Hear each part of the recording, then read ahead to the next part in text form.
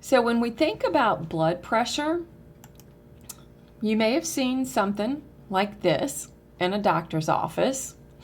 And when we hear the sounds, when blood pressure is used with the stethoscope and the BP cuff, and the person is listening for the sounds, and they're manually moving the pressure gauge, what'll happen is the cuff should be inflated until basically that brachial artery that it's measuring for, that brachial artery will be completely collapsed by the cuff. At this point, no sound is heard in that stethoscope. At that time, the person working the gauge, usually what they'll do is they'll very slowly begin moving that gauge until they begin to hear a sound. And when the sound is heard, that's going to give you the reading. You're going to have your top number and your bottom number. And what you're hearing are the Korotkov sounds, named after the person that discovered it. So if you get that reading, and that reading comes out to be 120/80, the top number, the systolic pressure, okay, the systolic number, okay, is that pressure on the arteries when the heart contracts. When you hear the sound return, the bottom number, that 80 millimeters of mercury, that is when you have your diastolic pressure. And that means the pressure on the arteries when the heart is at rest.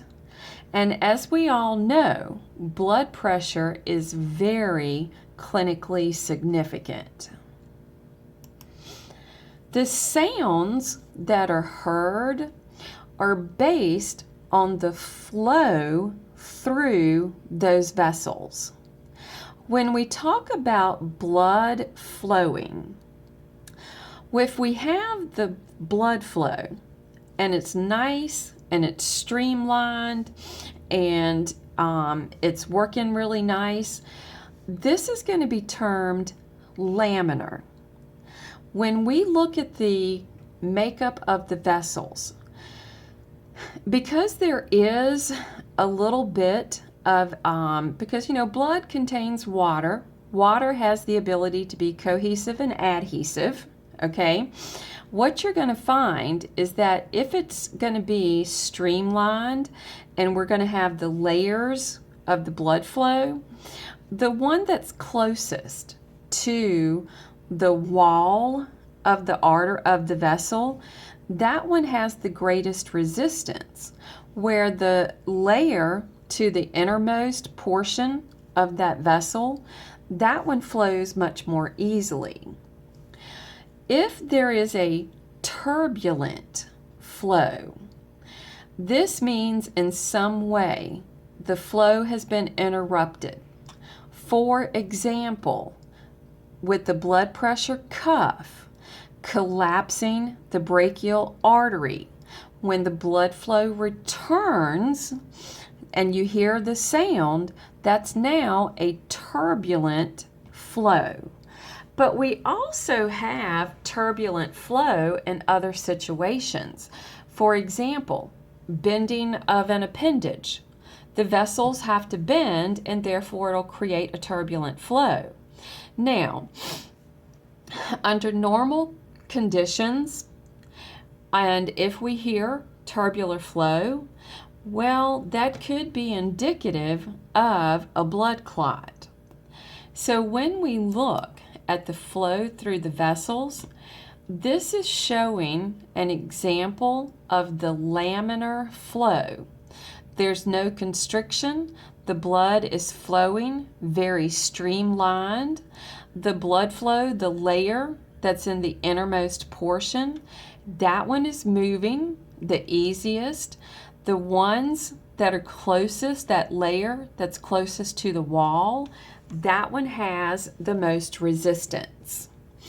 In this picture, they're showing the turbulent flow. There was some type of constriction. Think, for example, about the blood pressure cuff. When the blood does get to return to flow, it's now been interrupted and it has to return to the normal flow, and it creates the turbulence. And that will feed into the Korotkov sounds. When we talk about that flow, I know I'll butcher this word.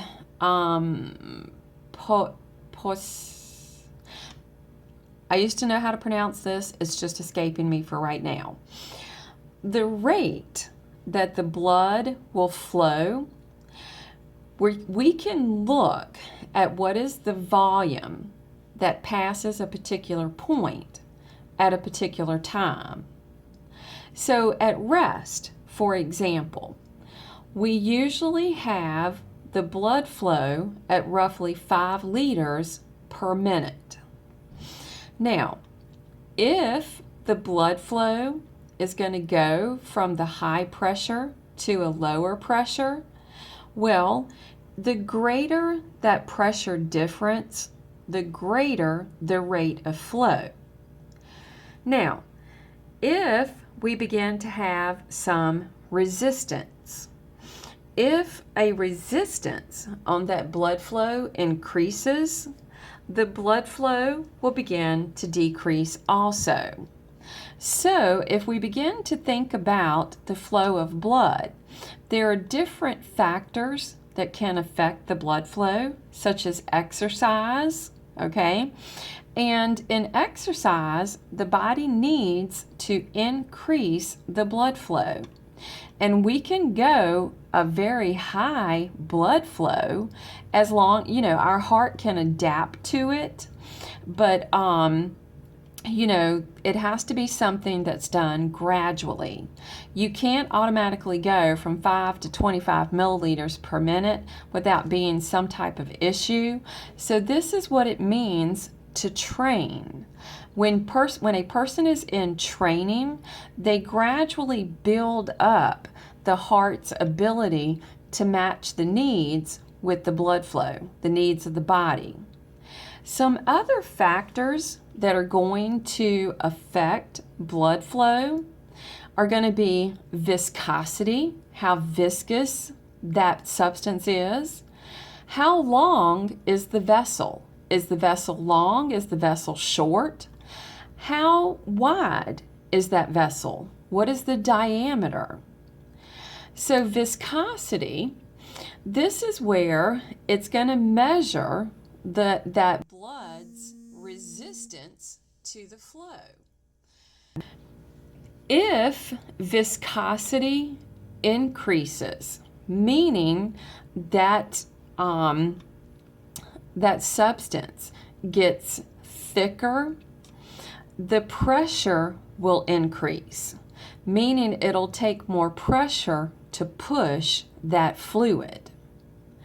Now, viscosity of the blood, okay, some things that can affect this viscosity, the thickness or whether it's too thick or just right or so forth. In situations such as dehydration, okay, or we may have something that is producing too many red blood cells, that'll actually affect viscosity. If that occurs, we affect the load on the heart, and the heart has to work harder, and that can actually lead to heart failure.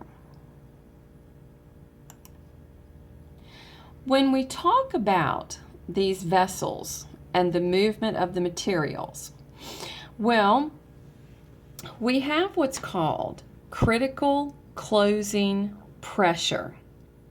We also see something called Laplace's law and compliance. The critical closing pressure, for example, if someone is in shock, the blood pressure can reach a point where it's so low that the blood vessel of the body, think about these arteries, they will actually collapse because they have now fallen below a pressure that will sustain the opening of that vessel. And this would mean that all the blood supply to that area has been cut off. The tissues are going to become necrotic, and that part of the body is going to die. This is the reason that if someone is in shock, it's important to begin to administer to that person so that they don't go into the shock that can actually kill them. Laplace's law is what explains the critical closing pressure. Basically, it's the force that is stretching that vessel's wall, and the diameter of that vessel is going to be dependent on the blood pressure. Now, there is some math that goes along with this. I'm not expecting you to know that, okay? But the importance of this, we don't need a lot of pressure. Once we pass those larger arteries, we don't need a lot of pressure to keep the vessels open. So if that pressure drops even lower than what's already low, and the vessel closes, then we're going to have some problems. Now, if the diameter of the vessel begins to increase, we're going to find that that can lead to its own problems. If a vessel begins to have an increase or begins to stretch out, blood pressure can play a major part on that. And when this begins to take place, that vessel wall begins to stretch out. When that occurs, it has now become an aneurysm. Basically, that pressure on the wall has made that vessel wall stretch, and it isn't as strong as it should be. The wall is now weakened, and it will begin to bulge out. And when that takes place, we're going to find that it could be an aneurysm, and that is not a good thing to have happen. A lot of times these can burst, and they can actually lead to death. Now, our veins, the veins are going to have what's termed compliance. Now, what this means, the veins have the ability to hold a lot of blood. So they are actually a blood reservoir, and they act as storage areas of the blood. So veins are termed as being or having large compliance. The arteries cannot do that. They do not have the ability to have a large storage area for the blood. Only the veins can do that.